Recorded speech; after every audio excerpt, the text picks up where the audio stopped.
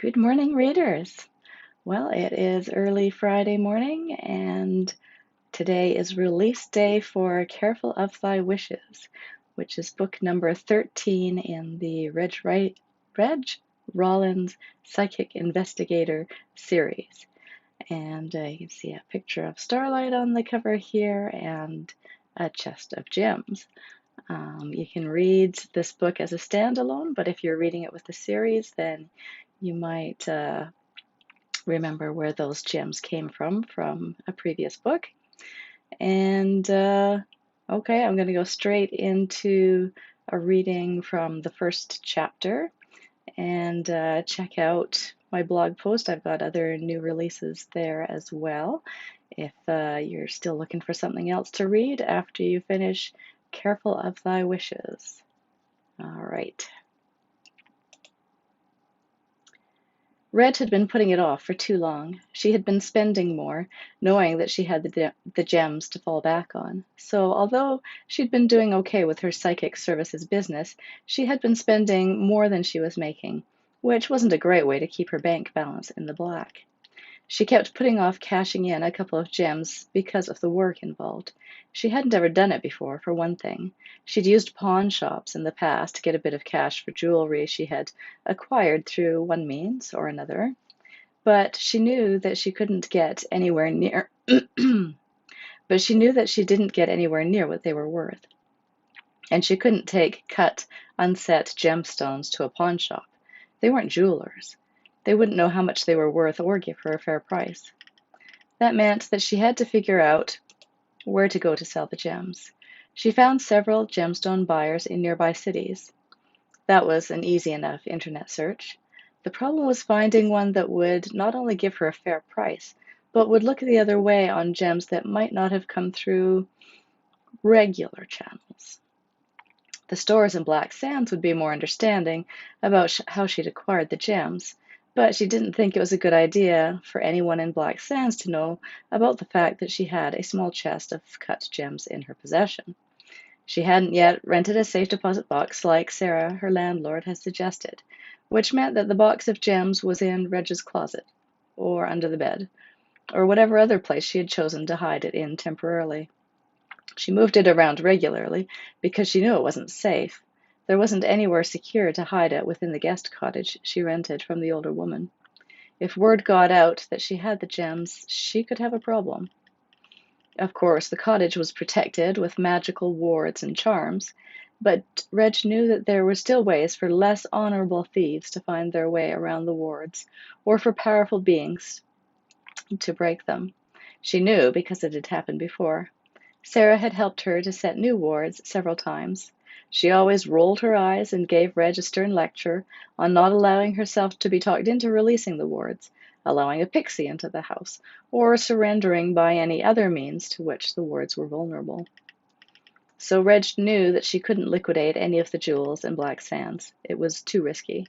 She would have to go into one of the bigger cities where she was unknown and where she would not be required to explain how the stones had come into her possession.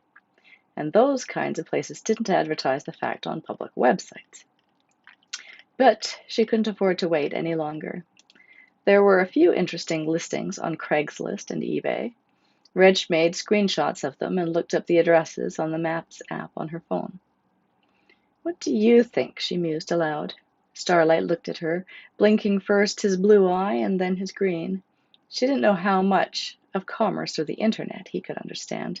His psychic powers might not extend that far. "I need money if I'm going to get you food and kitty litter. So you want to help me with that, right?" He blinked again, both eyes together this time. Reg focused on the white mark in the third eye position on his forehead, the star that gave him his name. She squinted her eyes slightly and let them go out of focus, thinking about the listings that she had just found on her phone, trying to sort out which of them was the best bet. She brought up the first one in her mind, a David Price of Right Price Gem Exchange, and immediately felt a sense of foreboding. Her stomach tied itself in a tight, heavy knot that nearly made her physically sick. She didn't know what the danger was in going to Price, but she knew it was not a good idea. She mentally struck that one off her list. Okay, She opened her eyes for a couple of seconds to check the next listing. Dream jewelry. Achieve your highest dreams. That one sounded even sleazier than the first, but she focused her eyes on Starlight's white star again and thought about it. She'd never dreamed that she would come into possession of such a fortune. There had been plenty of times in the past when she had dreamed of somewhere safe and sheltered to live, and a bowl of warm soup in her hands. Reg had found that and more in Black Sands, a little Florida community that had seemed ripe for all kinds of paranormal cons. But as she had soon discovered, there was more to Black Sands than just a high percentage of practicing psychics and retirees with thick wallets that needed unburdening. Instead, she'd found a community that not only accepted her as a bona fide psychic, but had opened up to her a whole new world of paranormal practitioners and experiences that were often difficult for her to believe existed. She still woke up some mornings wondering if the past year had all been a dream, and she didn't really possess any unusual psychic or paranormal abilities. Maybe there were no witches, fairies, sirens, or immortals. Maybe it was all just a very detailed and involved hallucination. And then she talked to her cat and pulled out the little chest of gems and looked out the window at Sarah's backyard garden flourishing under the care of Forst, the garden gnome. And she knew it was all real. Do you think they'll give me what the gems are worth? Not what they were worth, of course, but at least enough that she wouldn't have to worry about her bank account again for a few months. She had a good feeling about dream jewelry. Maybe it was the right place to go. There were still more places on her list, but she didn't want to go over all of them with Starlight. Using her psychic powers even with Starlight was tiring, and she couldn't maintain her focus for that long. Besides, it was nearly noon, and she was ready for some breakfast.